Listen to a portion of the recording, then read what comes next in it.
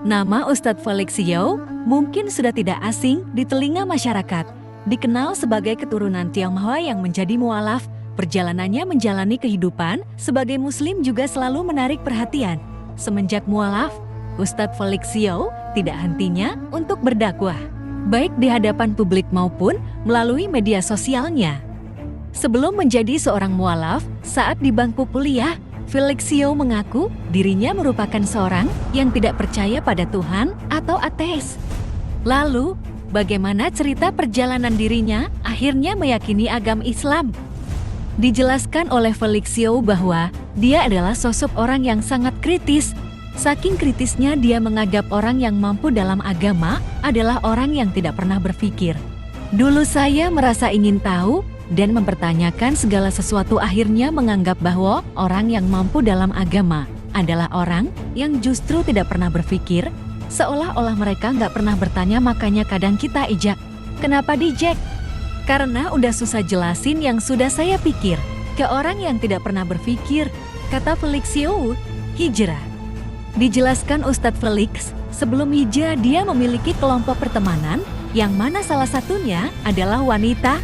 Wanita tersebut diketahui sering bermain PS hingga sepak bola bersama dia dan teman-temannya. Namun satu waktu wanita tersebut sudah tidak lagi bermain bersama lantaran sudah berhijrah. Hingga satu waktu, wanita tersebut mengingatkan Ustadz Felix untuk bertaubat. Terus satu waktu, kok dia berubah ya?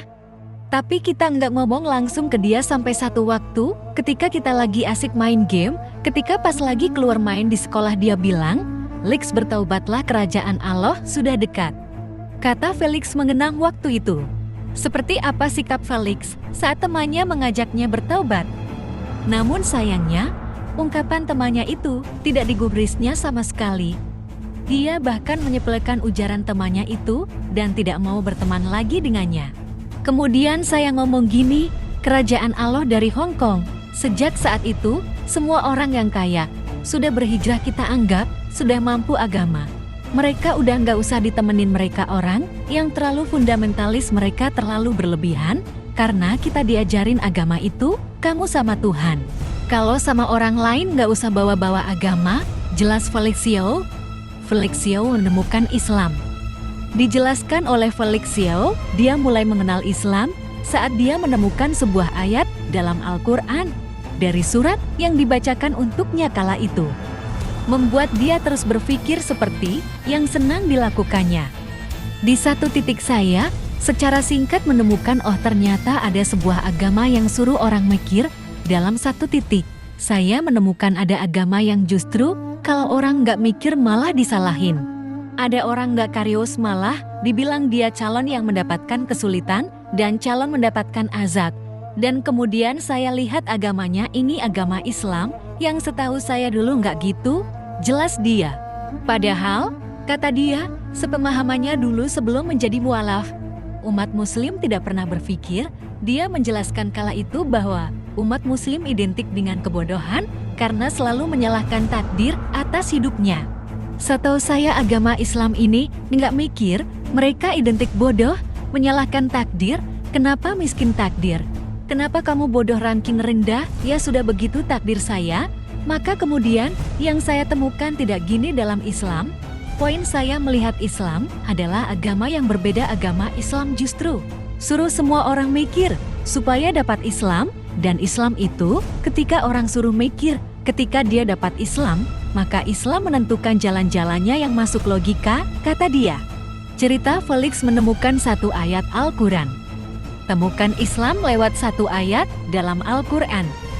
Ketika dirinya dibacakan satu ayat Al-Quran yang berbunyi, dan bila kamu tetap dalam keraguan terhadap apa yang kami turunkan kepada hamba kami Muhammad, maka datangkan satu surat yang semacamnya.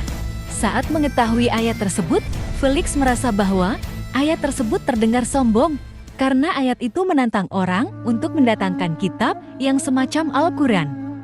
Jadi seolah-olah gini, kalau kamu benar Leaks, kamu datangin semacam Al-Quran, kamu cari ayat yang pendek, surat yang paling pendek kamu datangkan semacamnya, berarti Al-Quran yang salah.